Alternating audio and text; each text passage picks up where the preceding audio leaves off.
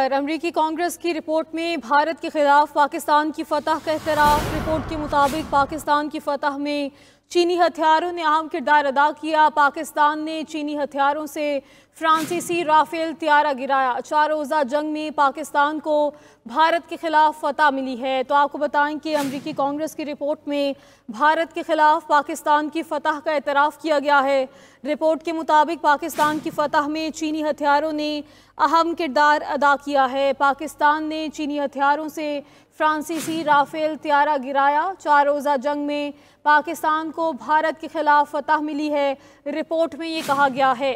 अमरीकी कांग्रेस की रिपोर्ट में भारत के खिलाफ पाकिस्तान की फतह का एतराफ़ किया गया है। बात करने के लिए मौजूद हैं ब्रिगेडियर रिटायर्ड हारिस नवाज साहब। सर, बहुत शुक्रिया, आपने 92 न्यूज़ को वक्त दिया।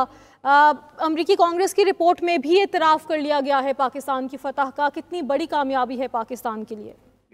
देखें, ये दुनिया को पता है, ख़ास तौर पे जब अमेरिकन प्रेसिडेंट ट्रंप बार बार कह रहे हैं कि इंडिया को शिकस्त हुई है, इंडिया के 7 जहाज गिरे हैं, 1 जहाज डैमेज हुआ है।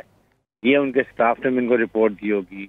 उसके बाद उनको रिटर्न कांग्रेस में भी रिपोर्ट आई होगी, उनके एडवाइजर ने भी रिपोर्ट दी होगी, और अब कांग्रेस की जो एक रिटर्न रिपोर्ट आई उसमें भी ये बातें। That mean it is proven कि इंडिया को सख्त फाश हुई है। पाकिस्तान इज अ विनर इसके अंदर। नंबर 3 बात यह है कि इसके अलावा आप ये देख लें कि जिस तरीके से इंडिया के चीफ आर्मी स्टाफ की बात हो रही है, चीफ ऑफ डिफेंस स्टाफ अपने खुद डिफेंस इंडस्ट्री पे, अपनी जो वहाँ पर उनके जितने कॉन्ट्रैक्टर्स हैं उनकी बात कर रहे हैं, उसमें कर रहे हैं। तो उन्होंने ये भी कहा कि जी इनके राफेल जहाज़ों की मार्केट डाउन करके रख दी दुनिया में। इन्होंने इंडियन ये एयरफोर्स के अंदर जिस जहाज़ पाकिस्तान ने गिराए 4। उसके बाद चाइना के जहाज़ों की बहुत ज़्यादा पजीराई हुई, उनकी मार्केटिंग बहुत ज़्यादा हो गई है। इसलिए हो गई कि पाकिस्तान जिस महारत से, पेशा वराना तरीके से, टेक्नोलॉजी को यूज़ करते हुए, अपनी प्रोफेशनल एफिशिएंसी को दिखाते हुए, ऑपरेशनल एफिशिएंसी दिखाते हुए, जिस महारत से ये J-10 और J-17 को इस्तेमाल किया और इंडिया के जहाज़ों को गिराया, उससे इन चाइनीज जहाज़ों की बहुत दुनिया में मांग बढ़ गई है। हर एयर शोर में अभी आपके सामने जो दुबई में हुआ है, वहाँ पर तेजा जहाज पे जो इन्होंने 35 साल के बाद जहाज बनाया, उसका फ्यूल ऑयल लीक होना शुरू हो गया और दुनिया में फिर जागृताई हुई है। और पाकिस्तान को देख के, उनके एयर शो को देख के तालियां लोग बजा रहे थे। This is a mark difference. और ये क्लियर पता चल गया कि फील्ड मार्शल सैयद आसिम मुनीर की कमांड में पूरी कौम ने जिस मुत्तहिद होके इतने बड़े दुश्मन को 6 घंटे से 8 घंटे में घुटने टेकने में मजबूर किया, शिकस्त से फाश की। कांग्रेस में ये किया कि पाकिस्तान इज अ विनर और इंडिया इज अ लूजर, और लूजर का मुंह काला हुआ, उसकी हजीमत हुई, अपनी कौम के साथ शर्मिंदा हुआ, पूरी दुनिया में शर्मिंदा हुआ। पाकिस्तान रीजनल स्टेबलाइजर बन गया, इनसे इस वक्त वो आइसोलेट हो गया। ये इसमें पाकिस्तान का स्टेचर बहुत हाई है और हमें इसको अब कैच करके रखना चाहिए। इससे और उसकी बुलंदियां बजाना है। अब हमने इसको छोड़ आना है।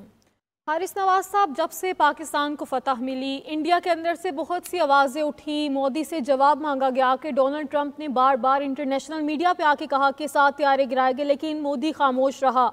ये रिपोर्ट जो है वो मोदी के लिए एक मजीद बड़ा धचका है कि रिपोर्ट में लिख दिया गया है कि पाकिस्तान को फतह मिली है। मोदी की मुश्किलात में मजीद इजाफा देखा गया। देखिए, मोदी जो है इस वक्त अपनी कौम को मुंह दिखाने के काबिल नहीं है। ये हर इलेक्शन में धांधली करके जीता है। इसने जो भारत का जो एक सेकुलर का तशख्खुस मसख कर रही है, इसने भारत को आइसोलेट कर दिया है। जिस तरीके से इसमें शिकस्त फाश हुई है, दुनिया को ये पता चल गया कि इंडिया की फौज अनट्रेंड और अनप्रोफेशनल है। इनके कमांडर्स बहुत ही कमजोर है और उनको अपने ट्रुप्स का कमांडर्स पर ट्रस्ट नहीं है। खुदकुशी रेट दुनिया में सबसे ज्यादा है। कमांडर्स का अपनी सिविल पॉलिटिकल लीडरशिप के ऊपर ट्रस्ट नहीं है। ये मोदी ने किया है। मोदी ने इंडिया को पिछले 20 साल पीछे ले गया और मुझे यकीन है कि अभी 23 तारीख को जो रेफरेंडम हो रहा है कनाडा में सिखों के ऊपर, कुछ अर्से बाद आप देखेंगे कि खालिस्तान तहरीक इंडिया में जोर पकड़ेगी और खालिस्तान बनेगा और जहाँ से इंडिया की टूट फूट स्टार्ट हो जाएगी। फिर कश्मीर आज़ाद होगा, फिर क्रिश्चियन की मणिपुर आज़ाद होगा, फिर एंसेलेट मूवमेंट जो है नागा, मिजो, असामीज वो इलादा होंगे। तो इन अगर टोटल हो सकती है, तो इंडिया की तो फौज ही इतना अनट्रेन है, वो तो कंट्रोल ही नहीं कर सकती।